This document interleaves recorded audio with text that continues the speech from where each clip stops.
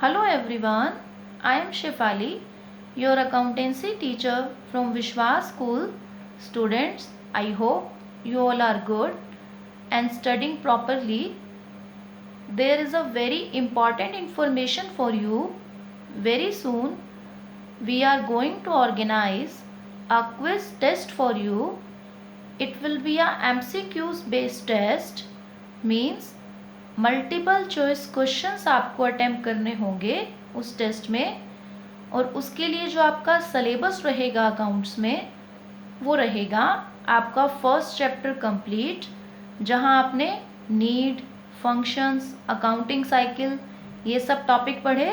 So first chapter complete, उसी के साथ सेकेंड चैप्टर में 7 अकाउंटिंग टर्म्स मीन्स एसेट्स तक की अकाउंटिंग टर्म्स आपको रेडी करनी है अपने टेस्ट के लिए। Okay, so okay, now we will start our today's topic. Accounting terms हम डिस्कस कर रहे हैं, तो आज हम जो डिस्कस करेंगे वो है रिसीट्स के बारे में। तो रिसीट्स का मतलब होता है कि जब आपको कुछ प्राप्त होता है, या सिंपल मैं इंग्लिश में कहूँ कि कुछ रिसीव करते हो जब आप, तो उन्हें कहा जाता है रिसीट्स। अब ये जो रिसीट्स हैं ये अकाउंट्स में 2 कैटेगरी में डिवाइड रहती हैं। ठीक है, सिंपल शब्दों में बताया कि आप जब कुछ प्राप्त कर रहे हो, और वो क्या होगा, मनी, जब आपको पैसा प्राप्त होगा। अब वो 2 टाइप्स में उन्हें बोला गया कि डिवाइड करो।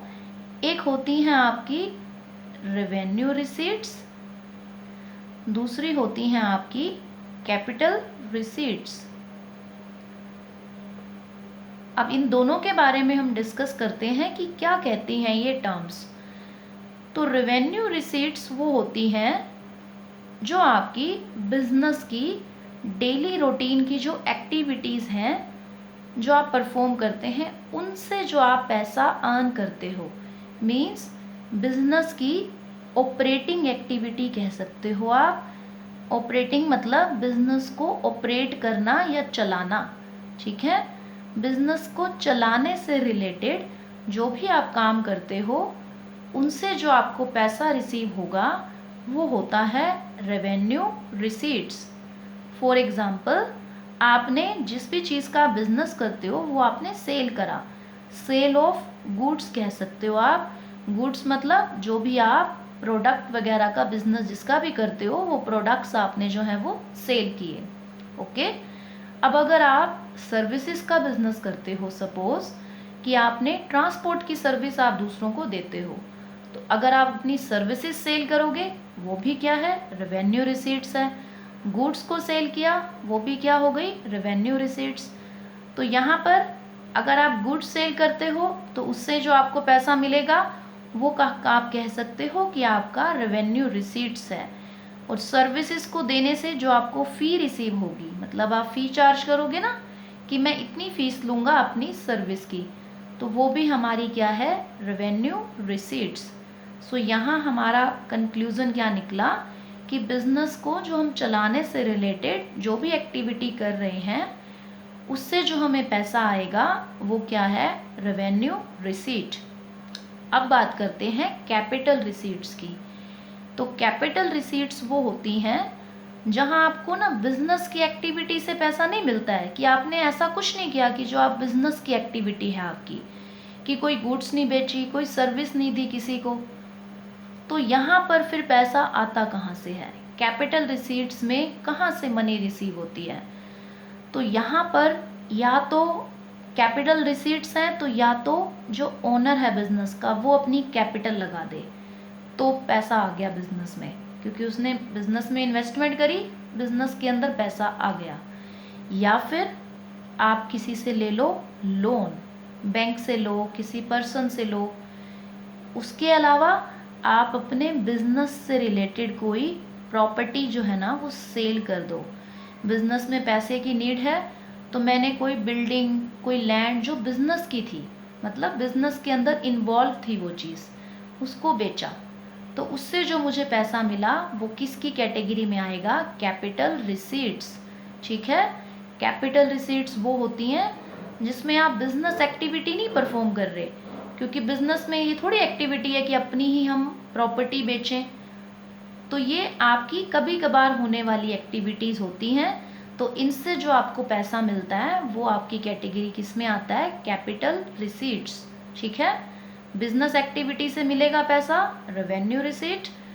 अदर एक्टिविटी जो होंगी जैसे कि लोन लेना, अपनी ही प्रॉपर्टी सेल करना, प्रॉपर्टी सेल करने को आप कहोगे कि मैं अपनी एसेट्स को सेल कर रहा हूँ। ठीक है, तो उनसे जो पैसा आएगा वो क्या होगा? Capital receipts. तो यहाँ हम क्लियर हैं। अब हमारी नेक्स्ट अकाउंटिंग टर्म पर आते हैं जो होती है एक्सपेंडिचर। अब क्या होता है ये एक्सपेंडिचर? देखो, पहले मैंने पढ़ाया रिसीट्स, वहाँ आपको कुछ रिसीव हो रहा था, प्राप्त हो रहा था। एक्सपेंडिचर उसका ठीक उल्टा है। यहाँ पर आप दूसरों को करोगे पेमेंट, आपको दूसरों को देना होगा। सिंपल अगर हिंदी का वर्ड यूज़ करूँ तो आपको कह सकती हूँ खर्चा, कि जब आप कुछ खर्च करते हो, पे करते हो किसी को, तो अब आप ये पेमेंट करोगे क्यों? अब एक्सपेंडिचर के अंदर आप जो भी पेमेंट दूसरों को करते हो वो करते हो फ्यूचर में कोई ना कोई बेनिफिट रिसीव करने के लिए। तो अगर फ्यूचर में मुझे कोई बेनिफिट होगा, उसके लिए मैंने कोई खर्चा अगर किया, उसे कहा जाता है एक्सपेंडिचर। वेरी सिंपल, कि फ्यूचर में बेनिफिट रिसीव करने के लिए किया गया खर्चा इस एक्सपेंडिचर। अब इस एक्सपेंडिचर के भी आगे हैं कुछ टाइप्स, जिनको आप अभी जो रिसीट्स का टॉपिक पढ़ा आपने उससे भी लिंक कर पाओगे बहुत इजीली। तो फर्स्ट टाइप है आपका कैपिटल एक्सपेंडिचर, सेकंड होता है रेवेन्यू एक्सपेंडिचर, एंड थर्ड जो होता है वो होता है डेफर्ड रेवेन्यू एक्सपेंडिचर। अब कैपिटल एक्सपेंडिचर देखो क्या होते हैं, ये उसी तरह से लिंक होंगे जैसे अभी अभी रिसीट्स में पढ़ा।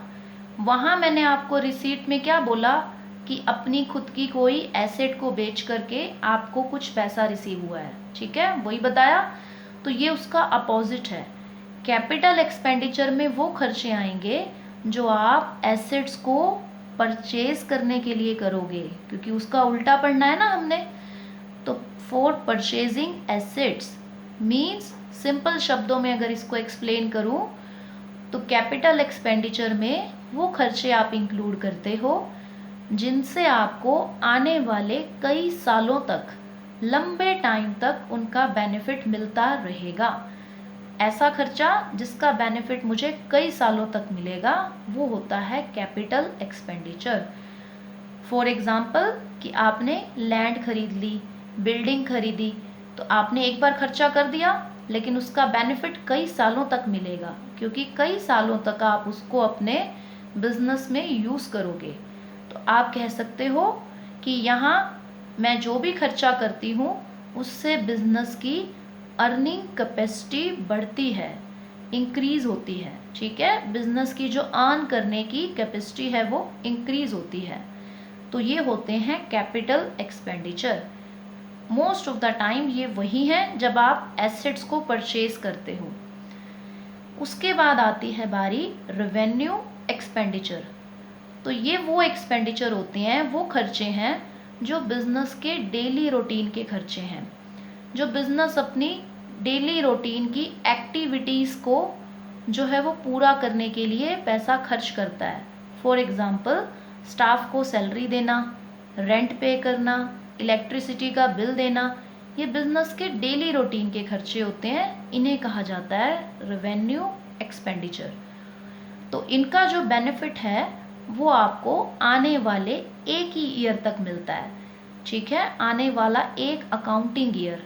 अकाउंटिंग ईयर होता है आपका 1 अप्रैल से 31 मार्च। जैसे आपका स्कूल का सेशन होता है ना, एक पूरा 1 अप्रैल से 31 मार्च तक का, ऐसे ही अकाउंटिंग ईयर भी 1 अप्रैल से 31 मार्च तक चलता है।